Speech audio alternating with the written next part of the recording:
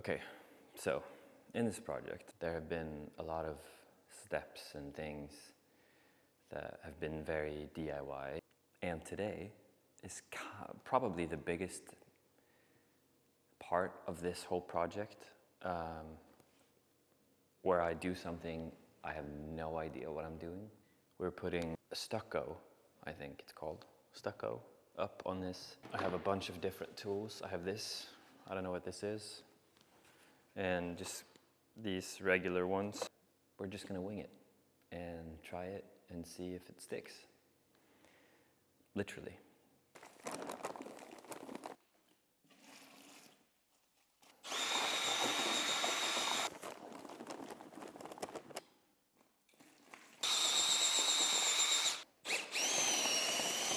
So this is the stuff that makes it, it gives it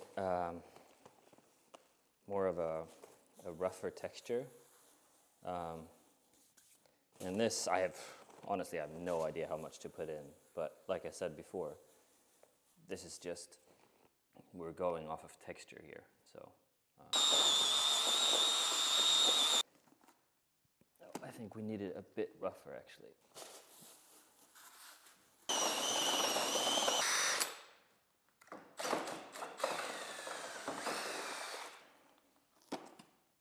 Yeah, I think that looks good. Take some of this.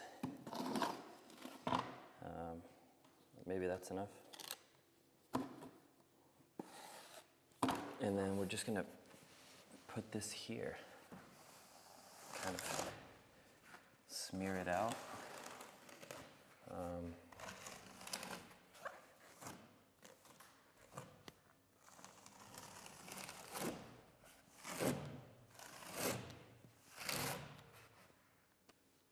I think the toughest part is going to be having a kind of somewhat smooth surface over the entirety of this thing.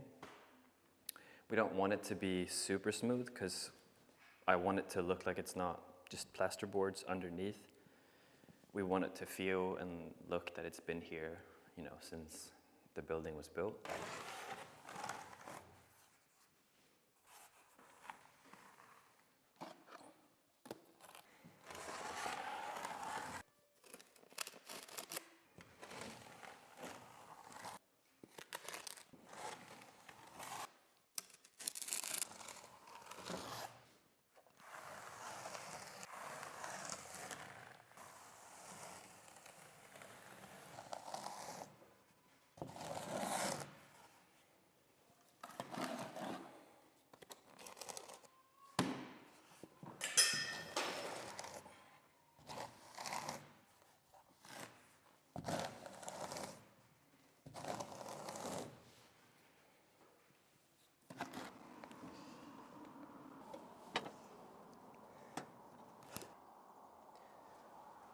All right, as you can see, I'm on our beautiful sloped roof and should probably be wearing some sort of safety harness, but I'm not. I'm up here because the opening to our beautiful but rather enormous fireplace is really big. And what that does is when you light a fire in it, the suction force from the chimney is too weak. The opening is too large and the channel in the actual chimney is too small. And so that means no smoke is coming out, just a tiny amount, and the rest kind of pours into the kitchen, which obviously is not great.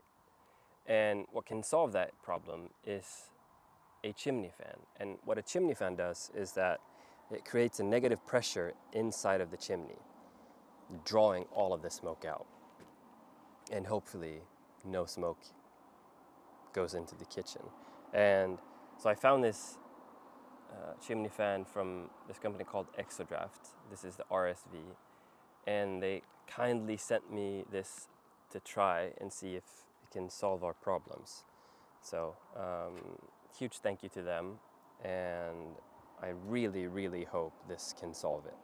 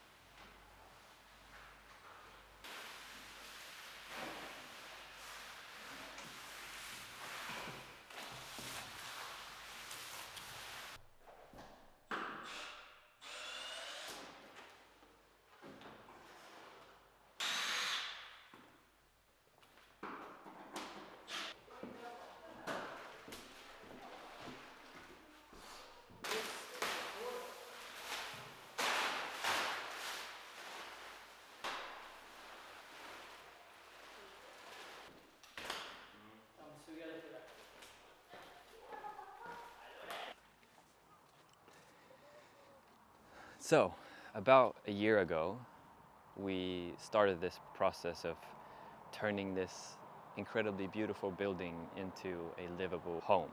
Naturally, we wanted to start with the kitchen, and Ida, my wife, drew an amazingly beautiful and functional kitchen that was kind of based in the architecture and in the time that this house was built, because we always wanted it to feel like it was there when, you know, when the building was finished in 1927.